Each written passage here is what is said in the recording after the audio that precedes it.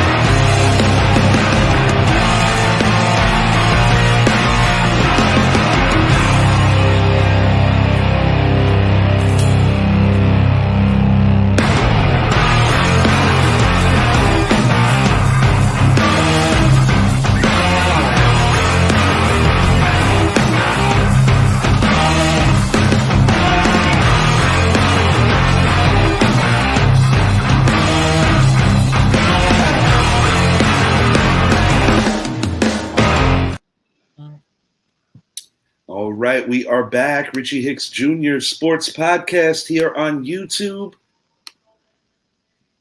How we doing, boys? Welcome back. Happy New Year. Happy birthday, Happy New Year. And let's just say I've had better days, but hey, all for the football. Happy football day. In true August 2nd fashion, yet another member of the family had a hospital stay. Mr. Mike Zappi. Part of being a champion is playing through pain. Mm-hmm. And you, sir, are a gamer. Mike had a rough one today, unfortunately. An irresponsible driver essentially caused some injury to our beloved Mike Zappi. I am happy you are okay, pal. That's the most important thing. And thank you for being here, bro. It took a lot for you to be here, and it means the world to all of us. I did it for one reason and one reason only. That guy right there. To roast the birthday boy. Boy. I'm coming for him. I know by the end of the episode, somehow he's going to be a Bills fan again, and by the end of the season, he'll be a Jets fan, but whatever. No big deal. He'll never root for those cretins. I actually don't think that'll happen. As always, we always start from last to first, based on last year's standings. I did my due diligence to put up the roster player movement. We're going to start in Gillette, home of the 6-time champions, the New England Patriots. Key free agency losses: linebacker Mark Wilson to the Cards, tight end Mike Gesicki to the Bengals. My New York Giants have Jalen Mills. I don't think he's making the team. Free agency additions: running back Antonio Gibson, formerly of the Commanders. Chukwuma, forget it. Quarterback Jacoby Brissett. We'll let you guys do a little reading here. Wide receiver Kendrick Bourne was re-signed. Hunter Henry was extended. Tyrone Wheatley Jr., offensive lineman. His dad was Husky, a former running back for the G-Men. Doesn't surprise me. Mm-hmm. Jalen Reagor is extended. Via the draft, quarterback Drake May out of UNC, wide receiver Jalen Polk, who I believe by midseason, if not sooner, should be the team's number one target. Caden Wallace out of Penn State, Layden Robinson out of Texas A&M, and they got a local kid from UCF, Javon Baker. Defensive back Marcellus Dial Jr., a former Gamecock, now a Patriot. Also, Joe Milton, who was expected to be a tight end, is potentially going to be a quarterback for this team. He will be competing with Bailey Zappi for the number 2 quarterback position. But the story early on out of Foxborough in the early going is that he has been outplaying coveted pick 3, Mr. May. It's early, of course, but something to keep in mind. Milton was a guy that I actually wanted the Giants to take a look at. I know Zappy off air mentioned to me he had a high opinion of Milton as well. In a moment, we're going to get on their schedule. But in terms of the draft, I'm going to start with you, Zappy. I'll start with you. We'll do a little round robin on this. What do you like that the Patriots did in this draft, and what don't you like? We'll start there. All right, so I'll start with this. Drake May, I thought was a pick based out of need, not a smart pick. I always was a fan of they should draft Marvin Harrison or trade that number 3 for the likes of Justin Jefferson, a true elite number 1 receiver. I haven't been a fan of quarterbacks that are under the Mac Brown system, Drake May, Sam Howell. Take it back to Colt McCoy, Vince Young, Major Applewhite, Chris Sims. The list goes on and on. These guys have never translated to the NFL. And now when you look at training camp going on right now and how Joe Milton is outplaying Drake May, it brings the question, are we about to see another number 3 pick failure, the last one being Trey Lance? What I do like is them bringing in Jalen Polk out of Washington. He's a guy that if he was not the number 2 to Rome Odunze, he would have been a higher drafted receiver. But because he played with Odunze, he didn't get enough credit for who he is. I agree with you, Richie. Corners, yes. Yeah, no, and I agree with you. I think he will be the team's number 1 receiver, not just this season, but moving forward. That kid has a lot of untapped potential. Now the thing is, do they have the right man under center to get him the ball? Drake May, like I said, I didn't like it. I would have liked to have seen that team go Marvin Harrison or even go Joel Alt or Fashanu to secure that line. But, it's one of those things. You bring in a new regime and Gerard Mayo and company, and usually whenever you get a new head coach, they go get their quarterback. And we saw Caleb Williams and Jaden Daniels go off the board 1 and 2, and it almost put the Patriots in a position to say, all right, let's go. If they were going to go quarterback, I would have said J.J. McCarthy over Drake May. That's the way I thought they were going to go, and I think, going to Michigan, it almost made too much sense. Yeah, and based on what J.J. has looked like in camp so far, he's picking the Vikings defense apart. He's looking the part. He's the guy that I said, if I'm the Giants, you better draft J.J. If I'm the Patriots, you better draft J.J. But, it's early. We can't really judge these draft picks until year 3. But I stand firm that I'm not a fan of that. And as far as additions goes, bringing in a guy like Antonio Gibson to team up with Ramondre Stevenson, I think is a smart move. There's a guy that not only is good out of the backfield catching the ball, but he can run the ball really well as well. But they still have too many holes that need to be addressed. The thing that stands out to me about this Patriots season, I'm going to pull up their schedule here. I'm going to read it in a bit. It's going to keep coming over our ticker while they're the subject. It's a very difficult schedule, first and foremost. When I look at this, and I'm not trying to be insulting to Brett or, to be a jerk, but I'm looking at this schedule. No, and I can honestly say you're not going to be a jerk, dude. I've been looking at the schedule all night long. So I can honestly say that I don't see a win. We're going to bring it in right now. I'm going to start from week 1. I'm not going to name them all. We could all read. I just want to honestly give this a fair look. And remember, week 1, anything can happen, but in Cincinnati, it ain't happening. Week 2 versus Seattle cross-country trip for the Seahawks. Weather will still be relatively warm. potentially, but I still like the Seahawks. I don't like them on Thursday night, short week against the Jets. Forget the 49ers. Versus the Dolphins, team who's had their number lately. Versus the Texans at Jacksonville. I could see London being their first one because it's such a weird week. Versus Jets. I don't like anything against the Jets this year. At Titans. Whew.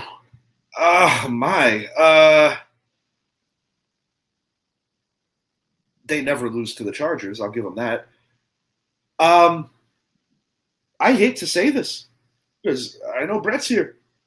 2 to 3 wins, and I think they're going to split with the Bills. They always split with the Bills in recent times. I think they'll split with the Bills.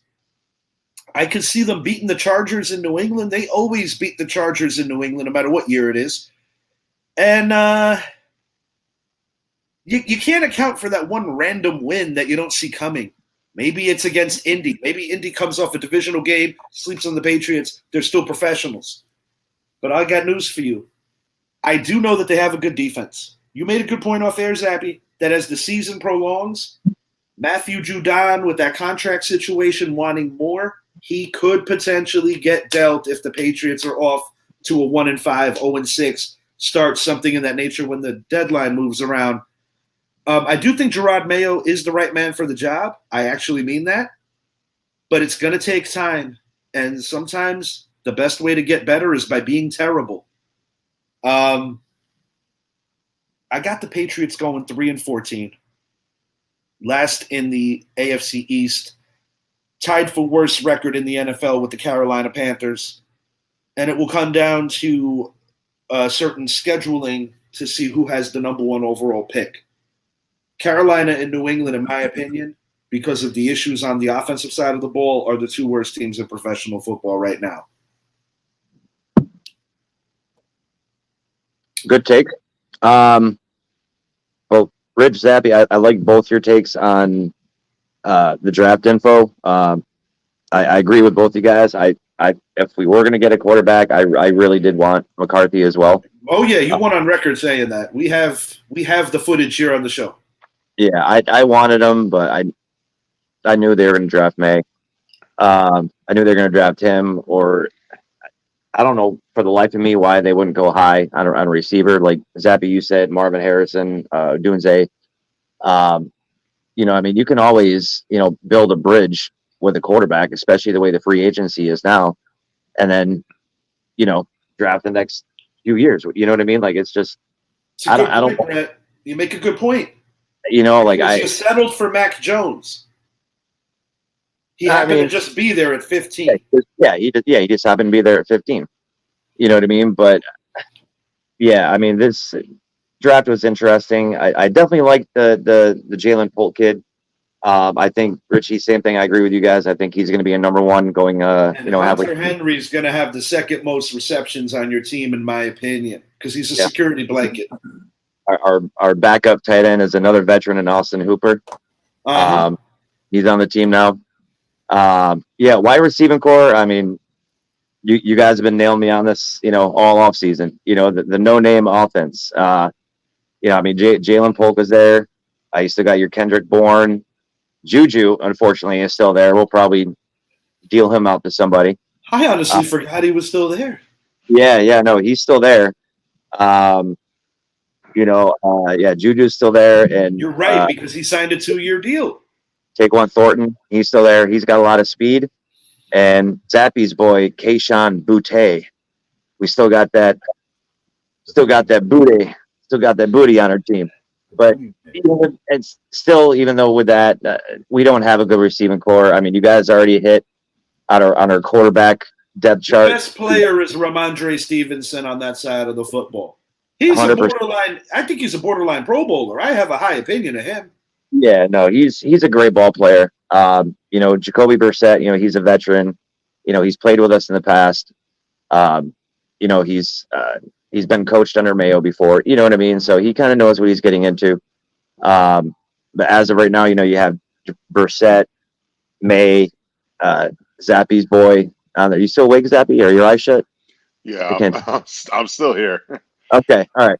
I couldn't tell, dude. I'm sorry.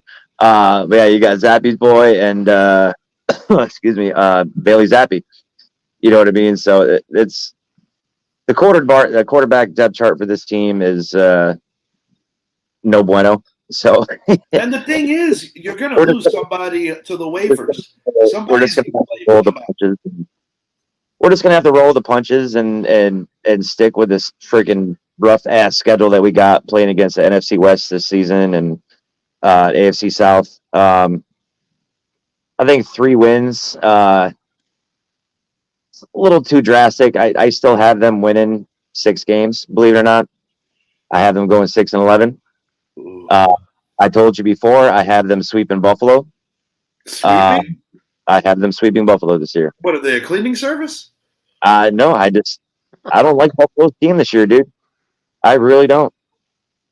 I really don't like Buffalo's chances this year. I really don't. You know, they lost Stephon Diggs. They lost Big Game. You know, they still have Shakir, but, you know, Kincaid is going to be their number 1 weapon, and it's going to be Josh Allen's safety blanket. You know, but I still have the Pats pulling off 6 wins. Still last place, but I'm still giving them 6 wins. I'm not going to give them the worst team in the NFL. No, Carolina will take that cake. If I'm you, and if it's 0-6 or some terrible start, at that point, I want to be the worst team because you can benefit so well by getting that number 1 overall pick and really getting a franchise-changing player. But we'll see what happens. Idris, what are your thoughts on the Patriots? And is it really going to be as gloomy as Zappi and I alluded to, or do you think that Brett might be a little closer? It's going to be gloomy. Dark skies over New England. I agree about Polk being the number 1 receiver. I think they'll stick with Juju because he is the veteran on the team. I think he'll be more like the number 2. Yeah. Drake May, you know how I felt about Drake May. I always say don't draft a quarterback out of a basketball school. Mm-hmm. And just like Zappi said about Mac Jones quarterbacks, they don't translate well to the NFL. They really don't. Mm-hmm. Mac Brown. I mean, Mike Brown. I'm thinking about Mac Jones. Mac Jones. I mean, they did draft Mac Jones 2.0, but yeah. Yeah, they did. Yeah. So it's easy to so I just think I watched, I lived in the ACC market and I watched basically every game he played, and there was just nothing that really impressed me about him. When he rolls out, he kind of tries to play Superman, hero ball, throws picks. I mean, he's mobile, he's big, has a pretty decent arm, pretty strong arm, but I just don't think. I think he's going to get a lot of bumps and bruises this year. He's going to learn this year. It's hard. It's a big jump when you're dealing with, professional secondaries, because a lot of 50-50 balls that you got away with in the college game, you're not getting away with them at the next level. No, and with Milton doing what he's doing, I mean, yeah, it's just preseason, it's just practice. But and I know they're not just going to sit Drake May down to put Milton. No, he'd have to be he'd have to be Ryan Leaf awful. Yeah, he had to just be Ryan Leaf, Jamarcus Russell, Johnny Manziel. Yeah. It'd have to be catastrophic. I'm going to give him 4 games. I think Buffalo's going to wipe the floor with him because I don't think I think with Diggs gone, I think they'll run the ball more, and I just think Josh Allen will have that pressure. We're going to talk about the Buffalo Bills anyway, but I'm giving them 4 wins, man. I personally think that the reason everything's going to just go on fire. And I think the Chargers going to whoop them. I mean, I don't think they've ever won in New England ever. I really Jim Harbaugh is the coach now. Yes, indeed. Oh, by the way, this is not a West show, but I do have to share this. Plantar fasciitis already an issue for Justin Herbert going into the new year. That's not a good start, but I do like what Harbaugh brings in the coaching realm. We will elaborate on that more in the West show, but Idris has 4-13. Zappi, what was your win total, Zappi? I didn't give it yet. So I'm going to put it to you this way: one parting shot. So I look at this team. I look at their roster. and I compare it to the 17 games that they're going to play, and my initial thought was 0-17, not to be an ass, not to be anything like that, but it's just because of the simple fact that I think the Patriots have a lot of questions more than answers. But I'm going to give the Patriots the benefit of the doubt. I think their first win actually comes against the Titans, and the second win comes against the Chargers. I have this team going 2-15 at best. Ooh. At best. Shit. And I wouldn't be surprised if they were a 1-16, 0-17 team, because they just, there's too much. And then my bold prediction for this team is Matthew Judon will not be a Patriot by season's end. It might not make sense. And it doesn't make sense because you got to get capital. Yeah, exactly. And you're in complete rebuild mode. And this is a guy that he needs to go to a contender. He needs to be traded away. And there's going to be teams that are going to be giving a second that looks like it'll probably be a good second or a late first that will get him. And, I look at a team like the Rams who could simply go out there and get him. A team that maybe like the Niners that can go out there and get him. The Rams have not properly replaced Von Miller since he signed with Buffalo. So then that's why, when I look at this Patriots team, I think there is a lot of things. I, however, do not like Gerard Mayo as the coach. I think he's going to be there for 2-3 years, but I don't think he is the answer for this team. I really do not. In my opinion, when I look at Gerard Mayo, a lot of people are trying to say, well, DeMeco Ryans did it. DeMeco Ryans had a great resume coming out of San Francisco. He's a guy that he had a great defense. Gerard Mayo does not have that same resume. And that's the things that worry me. So I'm going to give the Patriots the benefit of the doubt that this is the NFL. And while it is hard to go 16-0 nowadays, 17-0, soon to be 18-0, it's also very hard to go 0-17, 1-16. But I'm going to go 2-15. I mean, I'll be honest, if we're going to talk about the Patriots, it wasn't really that hard for them to go 18-0. But boy, was it tough to go 19-0. Yeah, 2-15, New England Patriots.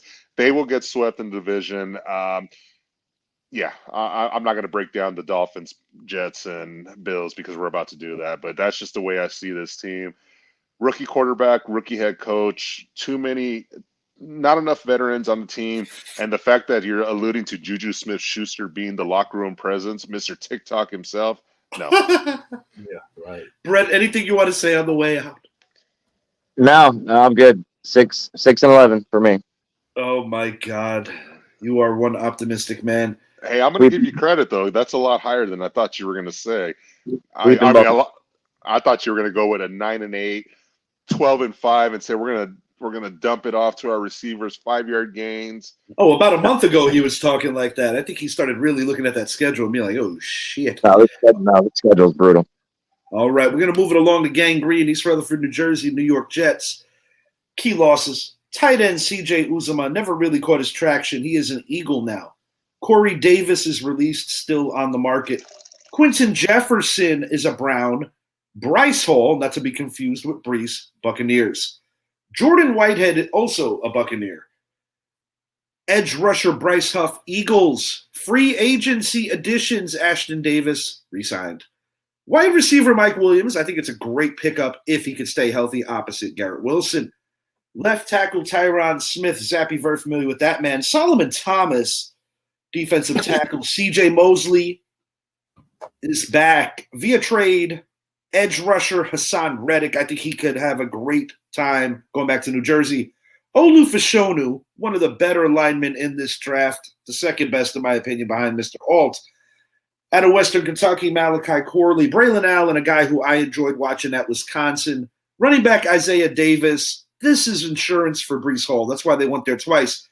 Quantez Stiggers from the Toronto Argonauts. I love the Canadian football guys. Jalen Key out of Bama. Short, sweet, and simple. I didn't list Tyrod Taylor here. He is the current backup for Aaron Rodgers. That is an excellent pickup in the event that Rodgers should get hurt again. Tyrod has proved that he could still play at a good enough level with pieces around him to win. He did pretty good with a pretty bad Giant team last year, all things considered.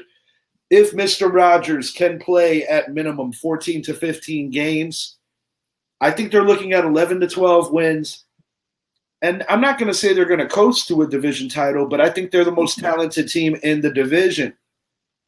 Ahmad Sauce Gardner, best cornerback in football as far as I'm concerned. I don't even think it's that close to second. No offense to some of the better corners in the league. One of them plays for Zappy's team. Ahmad Sauce Gardner is the absolute best right now. I like that these guys address their offensive line needs because you have to protect Rodgers at his old age. I still think Davante Adams might find himself in a green uniform before the season's over. He's going to bitch, moan, and complain if the Raiders get off to a bad start. Head coach Robert Saleh, I think he's the right man for the job. This team played hard. Even with the piss-poor quarterback play last year, they never quit. If Rodgers stays healthy, I think they are the one possible. There might be two out of this division. I don't think it's going to be three. But I'm going to go 12-5 for the Jets. A legitimate Super Bowl contender. They have a chance to win a Super Bowl. Will they? I don't know. Baltimore and Casey have a lot to say about that, as do the Bengals if Joe Hio stays healthy. But I really do like this Jet team, as much as it pains me to say that because I am a diehard Giants fan. But the Jets right now are the best team in MetLife Stadium, only temporarily.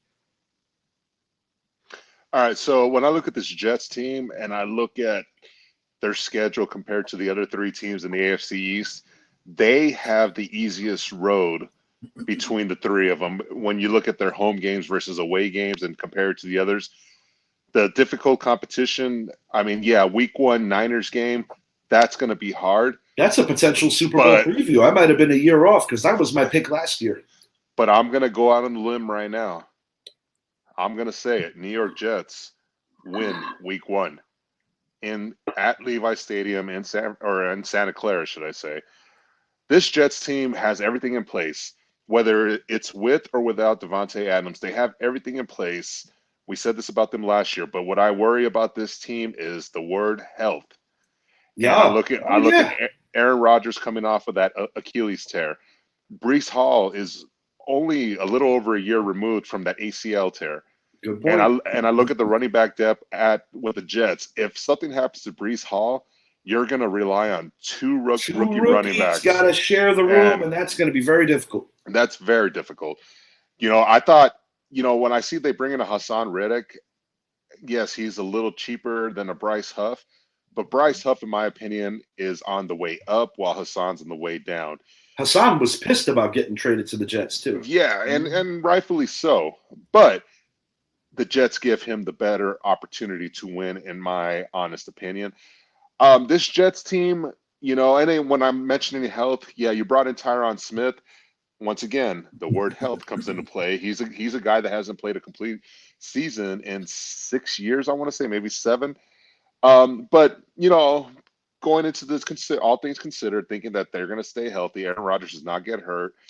I see this team being an 11-win team.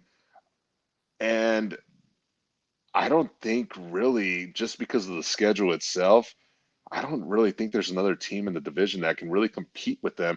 Even if Tyrod Taylor comes in, it has to come in. I still think Tyrod can do enough to win that division. And he doesn't even have to change stadiums. He's very familiar playing in that place. He really is. He just walked across the hallway. I'm going to go 11-6. I'm not going to look at this team and blow up the whole Aaron Rodgers and Garrett Wilson thing, fighting with each other. That's not fighting. These are two guys that are getting on the same page and want to win. Aaron Rodgers, we know his history. We know what he's done. He's arguably the GOAT, not Tom Brady, but because he doesn't have the championships, people won't give him that label. But when you ask who's the most athletic, better athletic quarterback, better passer, better everything, it's Aaron Rodgers. We're talking about the guy that's got one of the best passer rating in NFL history.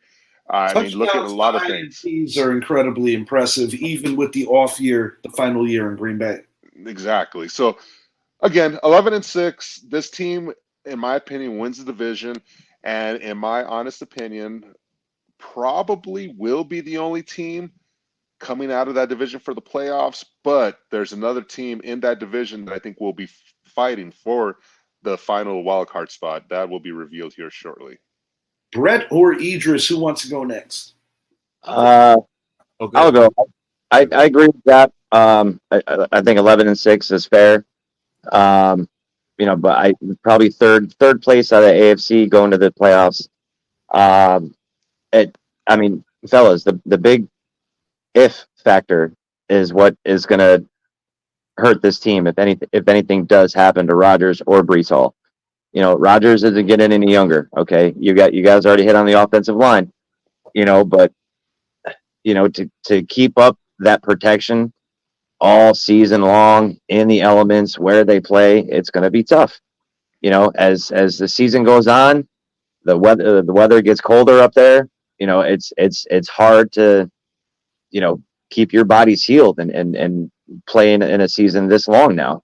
So it all just depends on Rodgers' health. It really does.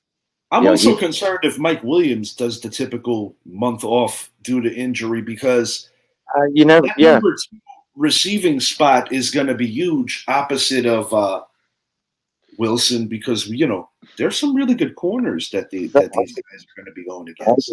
But remember this one thing: Malachi Corley, the guy they drafted in the second round. I can give you a couple names. Think about a Jordy Nelson. Think about a Devontae Adams. It's definitely that prototype that Rodgers thrived with as teammates. Idris, are these guys a Super Bowl contender? Yep. They're going to have to compete with Baltimore and Kansas City, of course. But I think they'll take the AFC East. I'm going 11-6 also. I think they'll go to Levi Stadium win as well. They got that defense. And Aaron Rodgers is Aaron Rodgers. But like Zappy said, like you guys said, injuries, man. If someone goes down, they're going to be in trouble. Running back, quarterback. I think with Tyrod Taylor, I think it will take a step back from Aaron Rodgers if Rodgers get hurt. So I think they'll be okay at quarterback. Like, he knows the stadium, It's and definitely still an upgrade over Hunter. And this would be the most weapons he's ever had as a quarterback in the league, too. And then not to mention, this would be the best defense and probably the best head coach he has played for. So he throws a pretty ball. I mean, he can throw the ball. Yeah. So you undeniably put him above Mike McCarthy? Robert Saleh? I know it's your head coach. It's a little painful in the moment because you're not. No, it's not. I'm giving you the look like absolutely. I would take Robert Saleh all day because, if it wasn't our offense that failed, it was our defense, and Robert Saleh is a defensive genius. All right, fair enough. So I got 12. The rest of my panel has 11. Last question on these Jets, since they're a little intriguing for a Super Bowl run. Where does their story end? Do they make it to the conference championship game? Are they a second round exit? Are they a division winner that shits the bed in round 1? I think they make it to the conference game. I think they're going to be out in the second round. I think second round too. My conference championship. Yeah, my conference championship is set in stone between Patty Mahomes and Burrow time. So that's the way I have it. So nothing against the Jets, but I think if they can't secure a 1 or 2 seed, I can't see that team going into Baltimore, going into Cincinnati, going into Kansas City. I can't see them going into either of those 3 places and winning. I'll tell you what's interesting. USA Today picked the New York Jets to win the AFC and win the Super Bowl and play the Green Bay Packers. Can you imagine the storylines? If Aaron Rodgers on Super Sunday is looking across at his organization, that would be pretty wacky. And it wouldn't have the same kind of drama if Favre would have stayed with the Jets like I thought he should have. He would have played Rodgers back in 2010, because I've said it on so many shows over the last couple of years that the last time the Jets were good enough to play in the Super Bowl when they had Rex Ryan, the one weak leak was Mark Sanchez. Mm-hmm. If Favre would have stayed, I genuinely think the Jets would have been there. But he was so obsessed with getting back at Green Bay, he had to hook up with Childress in Minnesota. Yep. Miami Dolphins. Okay. My Dolphins. Yeah. Zappy and I looked at these guys' schedule, and all I'm going to say is the tail end of it is rather brutal. An issue that the Dolphins have had in recent years is just finishing. Odell Beckham Jr., I like the pickup because I think that being alongside Jalen Waddle, Tyreek Hill is going to enhance his game. He's going to turn it back a couple of years. But when I look at the often injured Devin Achane, Raheem Mostert coming off a career season tied with McCaffrey for total touchdowns. However, he has a lot of miles on him. They lose Christian Wilkins. I do like the Chop Robinson pickup out of Penn State. I love Patrick Paul out of Houston. Mm-hmm. But a concern of mine with the Dolphins, and it's been my concern, I don't know, since I've been alive, with the exception of maybe the little bit of time that they had Ricky Williams, I don't think that they're physically capable of being a force that they need to be in the playoffs. And I think it's going to be similar to the Flores years, where they finished the year with a winning record, but they missed the playoffs because that final month is going to be brutal. I'm going to put up their schedule here in a moment just so you guys can see what I'm getting at. But this schedule is tough. I'm going to start with you, Idris. Yeah, you guys could kind of comb the schedule and speak on it. Idris, what are your thoughts on the Miami Dolphins? Can they get over the hump? Because this could be a make or break for Mike McDaniel. I think the pickup of OBJ is good, to work with that speed. And, regardless, he may not be as fast as he once was, but you still got to watch him because he knows how to run routes. Mm-hmm. He can catch the ball. Mm-hmm. I mean, and he still has a little speed to him. So got to watch. And he's tricky. We already know that. We've seen that in New York. We've seen it in LA. We've seen it in Cleveland. He's tricky. He'll throw the ball. He'll run the ball. He'll catch the ball. He'll do everything. I think this team is a gimmick team, man. I think their chance was last year. I think the AFC is stronger. Buffalo came in there and punched them in the face. Yeah, and I think in Miami.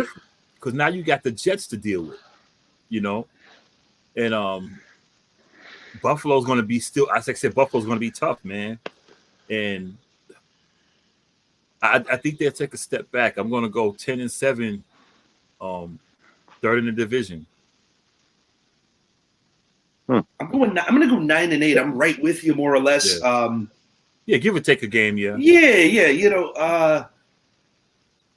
I just don't Packers, think, man. You lost two guys that were were big staples of the defense. Christian Wilkins, Xavier Howard's a free agent. Go back here for a moment.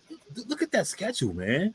Yeah, that schedule's brutal at the end, dude. You got the Bills. They got to win week 2 against Buffalo because that could really matter later in the year because you look at the tail end of the year. Zappy and I talked off air about this. I know Brett would agree, too, because Brett remembers even as a kid during the Marino era. This team can't win in the cold. The Colts, the Bills twice. Minus the Dan Marino fake spike. Yeah. Look at you got to go to Green Bay.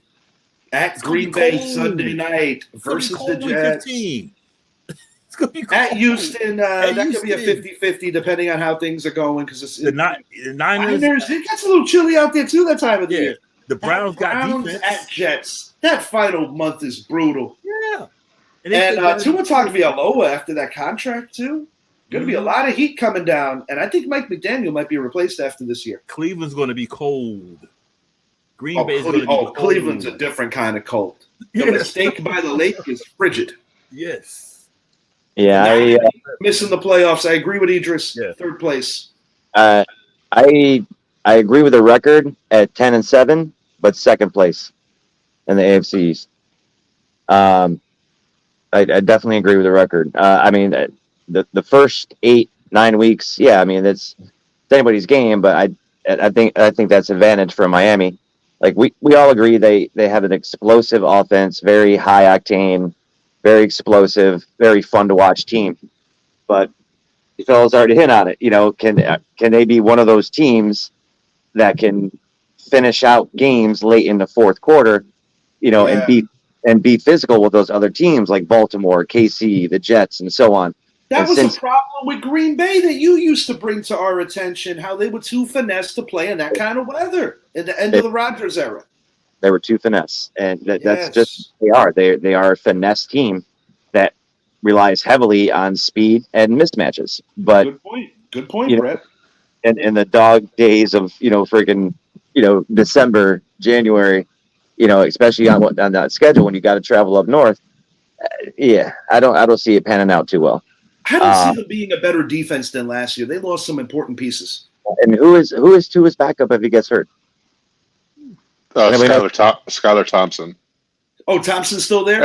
And Mike White. One of the two. Pick either one. That's right. They do have Mike White still. I forgot about that. Ex-Jet in the last game and at the end of the season is against the Jets. So, but yeah, it depends on Tua's health as well. But 10-7, second place in the AFC East. They'll be fighting for that wild card to make playoffs. But as far as them doing anything in the playoffs, no, absolutely not. Question for the panel before I pass it to Zap. Raheem Mostert, I alluded to him having a career year. He's actually one of my only fantasy frees. He tied McCaffrey for total scores. It's not reasonable to think that he'll have the same year. But at minimum, do you think he does enough to hold off Devin Achan and to keep the running back one role? Because last year they were kind of like a 1A, 1B where they both really contributed prior to Achan missing on a lot of time. And then Mostert got hurt at the end of the year too, which actually messed up their momentum. I guess the question is, does Mostert have enough to keep them off, keep his competition off? And, former 49er as well, Jeff Wilson, still on the roster as well. I mean, there's a lot of miles on that car. You know what I mean? Yeah. So, yes, indeed. I honestly don't know. And still one of the faster men at his position in the league, which is impressive given the miles. But yes, indeed, Mostert's been through the battles. But if they can find a way to split the ball evenly down the line so they can both stay healthy and both run the ball consistently, then I think their chances are good. But I will say this though, the NFL single season receiving yards record is in danger, regardless of playoffs or not. I think Reek is going to possibly break that shit.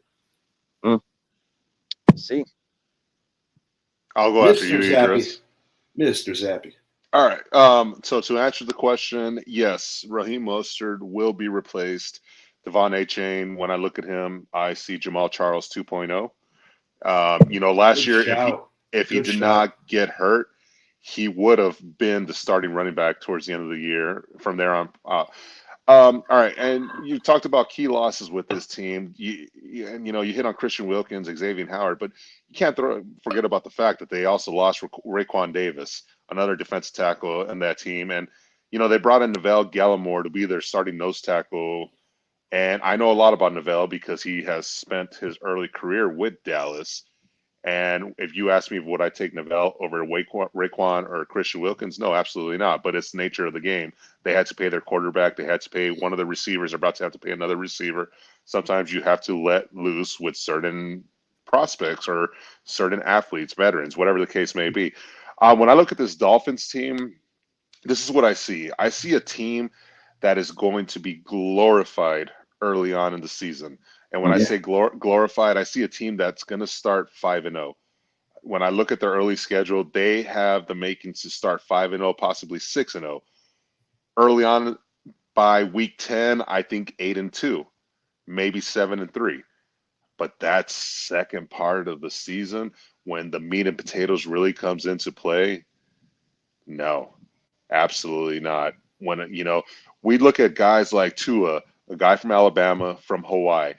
Look at Tyreek Hill. Yes, he went to Central Michigan or whatever, Western Michigan. Western Michigan, I believe. Jalen Waddle, Alabama, a guy born in the South. Devon Achane, Texas A&M, a guy from the South. I mean, this team does not have the element or have the players to face the elements that come with December and January.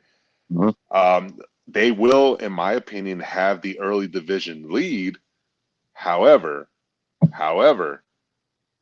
that schedule, the road games that they have to do, I don't see. If they get to 10-7, to me, that's a successful season. But I have them being a 9-8 team. Yeah. 10 is the magic number to get in. Idris said 10. I think 10 gets him in, 9 keeps him out. Yeah. And I'm not going to say where they're finishing in the division. I'm just going to say 9-8.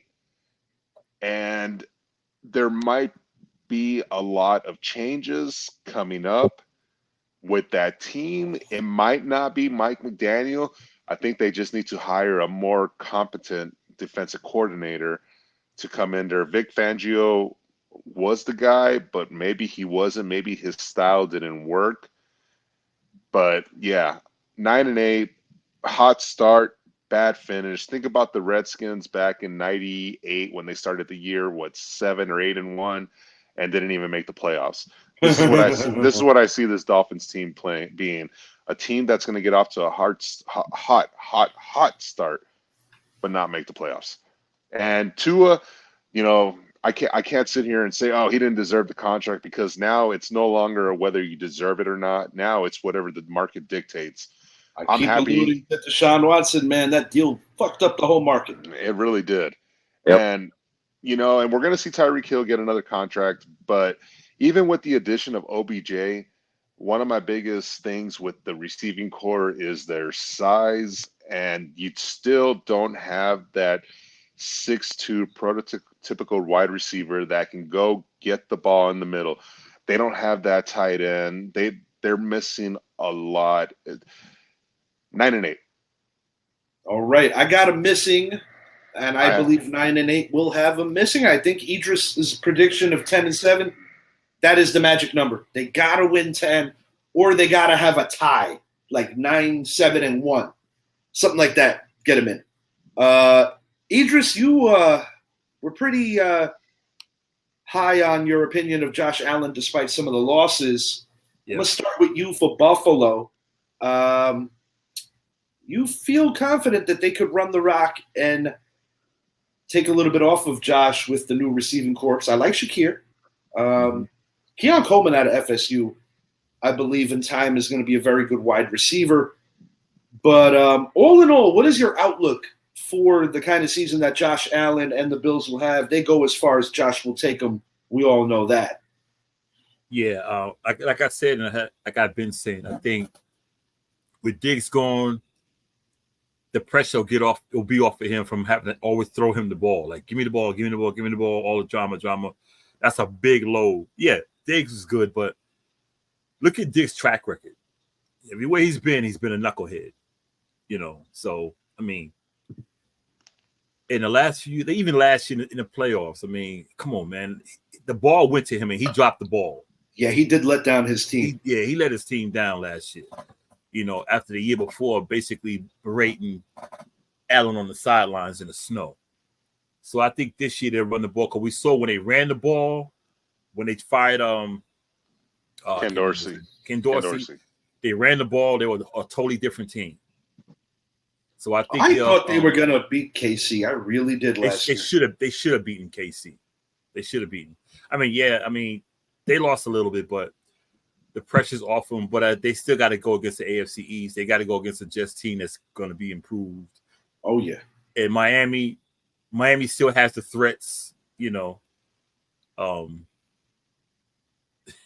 I don't want to say nothing bad about that. I like Miami in the first matchup for the sheer fact that the weather's going to be very hot, and Buffalo doesn't like playing in that hot weather. Yeah, that weather's so damn hot. Yeah, I could see a lot of heat exhaustion going on. I'm going to give them. Godly. I'm going to go. I want to say 10-7, 11-6. It's a flip between the two. Yeah, it's going to come down to those couple of weeks. I'm going to give them 11-6. I think they'll be closer to 10-7. I think they'll finish second in the AFC East. I think they'll edge out Miami for the playoffs. They'll be a wild card for sure. They might be the number 7 seed. They might be the 6th, but I don't see them winning the division. Yeah, I think it's imperative that James Cook is involved more and more in the offense. Not to mention, it also takes some of the weight off of Josh Allen's shoulders rushing the ball as well, because Josh Allen is not afraid to take the punishment. But the Buffalo faithful, Buffalo ownership Don't want him taking those kind of hits that he keeps taking. I don't think Stephon Diggs' loss is going to be as massive as a lot of others feel because of the sheer fact that I'm just going to say what I think. I think Josh Allen made him look a lot better than he was the last couple of years. And I think C.J. Stroud, short window approach, Diggs will be the best receiver over in Houston. At the end of the day, though, I still think this comes down to their linebacking corps. If Matt Milano, Von Miller can stay healthy and get back to playing the kind of football that they were playing, the Buffalo Bills could potentially have a top 10 defense. But if they get the kind of injuries they've gotten over the last few years, they're going to miss the playoffs. I got them narrowly getting in at 10-7 because I have that high of an opinion of Josh Allen. And I'm going to say this, really nice guy and all, but I am not a big fan of Sean McDermott, their coach. I believe that that's something that Buffalo needs to upgrade. And after losing to Kansas City, I'm surprised they didn't. There's this one fellow that has a boat by the name of Six Rings that I think could do a nice job there. That's all I got for now. 10-7, Buffalo Bills, Western New York, back to the playoffs. Yeah, I have them finishing third, 8-9. 8-9. Fellas, look, I told you before, I don't trust the way this team is going to be run this year. All right, I know Josh Allen can only do so much. I mean, he's probably going to lead the league in rushing this year. But the guy's going to get hurt. He's going to get knocked around. I hope they have the right game plan to protect him because I actually want to see the guy upright and playing well. But your boy backs him up. You have nothing to worry about. Mitchell Trubisky. I love watching him play, but what they did in the offseason, and like I mentioned before, Kincaid is going to be his security blanket this year. He is going to be the new Mark Andrews / Rob Gronkowski of the league this year for Josh Allen. He is going to be Buffalo starting 2-4, by the way, just throwing it out there. But they're going to pick up the speed. Number one receiver by far.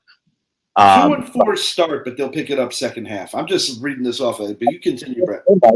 But I don't think they're not going to score as many points as they did in the past, and you know what I mean. It is what it is. I do agree with Idris on the running game. When they're on their A game in the run game, and they really focus on that. Absolutely, they can win ball games. But you know how hard it is to take the ball out of Josh Allen's hands. Absolutely. What worries me, buddy? I'm looking at this over here. Back to the players a minute. Poyer and Tre'Davious White both on new teams. I understand why you let those positions go because those are positions that are quite replaceable. However, it is hard to get that production. I'll tell you who could have a very surprising blow-up year, Curtis Samuel, who is a very versatile guy. And you can also line him up in the backfield to take a little weight off of Cook. 10 wins only because of Josh Allen. You got him not too hot, 8-9. Zappy, your thoughts on these guys? If you were to look at all 32 NFL teams and look at the roster turnover, the Buffalo Bills had the largest roster turnover. And we're talking about whether it's depth, whether it's starters, Mitch Morse, for example. You bring in a Connor McGovern to be your starting center. Stephon Diggs, I think, actually was a blessing. When you look at that schedule, you said 2-4, Richie. I kept going back and forth between 2-4 and 3-3.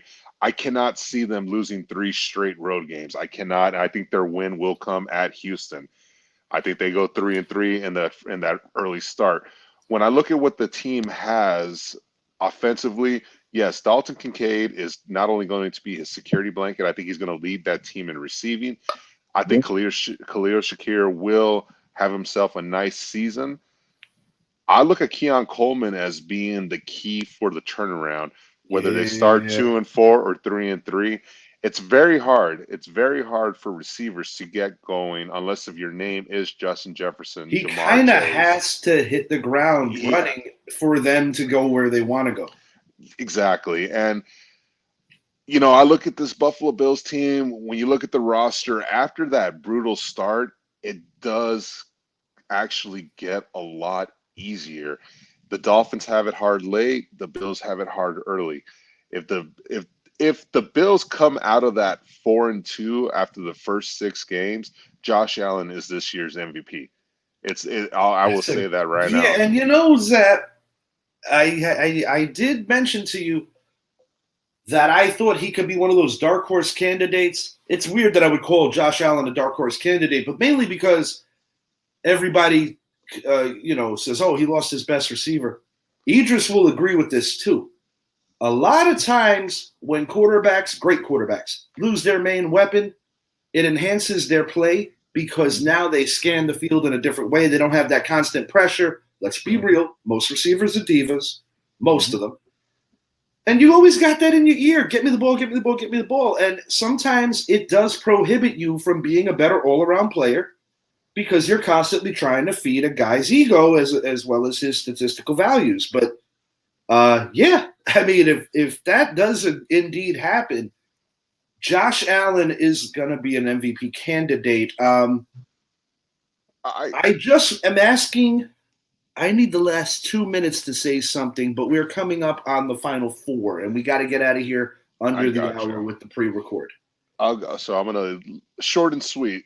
Buffalo Bills will finish second in the division, can win the division. If there's ever a time for this division to have a different winner, not named the Buffalo Bills and obviously the Patriots, it's this year. The Bills, like I said, went through a lot of turnover, young receiving core. Next year, I think they're going to be up there, 12-5, 13-4 type of team. I think they're going to be deadly next year. But if there's ever a year to win the division in the AFC East between the Jets or Dolphins, it's this year. No offense against the Dolphins. I just don't see it. I think it's the Jets. But you got to take the opportunity, especially if you're the Jets, because how much time does Rodgers really have left? Exactly. But I will say this. Buffalo will finish second, 10-7.